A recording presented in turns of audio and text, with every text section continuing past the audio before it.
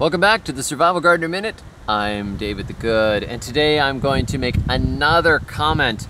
Now, on the previous video, this is like so meta. I'm like doing commentary. David the Good reacts to David the Good. Oh! Okay, so basically, I did a video previously yesterday on growing tropical fruit inside of a greenhouse, which is a ton of fun, and it's something that I experimented with before I wrote the book, Push the Zone, The Good Guide to Growing Tropical Plants Beyond the Tropics, available on Amazon in paperback, audio, and EPUB. No, not an EPUB. Not what are they, AZW? Anyhow, so Carter comments beneath it. Carter Reimer says, you can, it's called bonsai it. Absolutely right. Look, if you have a tree that normally gets really big, the extreme possibility for most trees is bonsai. I've seen a bonsai mango tree that was like, you know, a 1.5 feet tall with a huge mango on it, just the most ridiculous looking thing. But it's because of this really patient pruning, root pruning, and care technique that, you know, that's this Japanese art of bonsai. But look, you don't have to go as extreme as bonsai to take a big tree and keep it small. You can keep almost any fruit tree under a controllable size by stopping apical dominance. So if you've got a tree, right? I've got this tree behind me. Right, here's a tree. If I wanted this tree to get smaller, I could go down here. Okay, here's the bottom of the tree. I could go down here and go whack, right?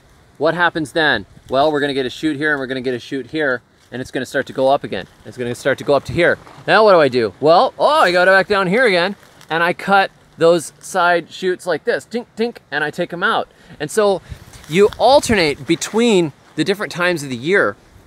You want to head them off, not in the spring and the winter. If you do it in the winter, like before the burst of sap comes up, you'll actually get a huge amount of vigor. It's like really vigor inducing for you to prune a tree at that time of year. So you prune it at that time of year when you can see the shape of it to make the shape, but not to keep it small. The time you prune to keep it small is in summer, and you chop them back, and they're losing vigor in summer because they're getting ready to get into fall and go back to sleep.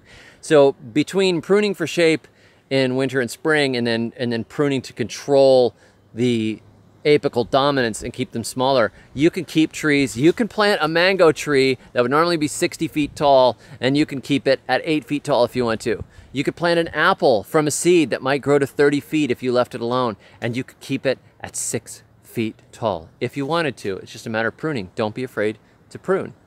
You're not going to kill the trees. Well, most of the time you won't kill the trees, but that's a little bit more. You can keep large trees small. It's not a big deal, and I highly recommend Ann Ralph's book, How to Grow a Little Fruit Tree. Grow a Little Fruit Tree.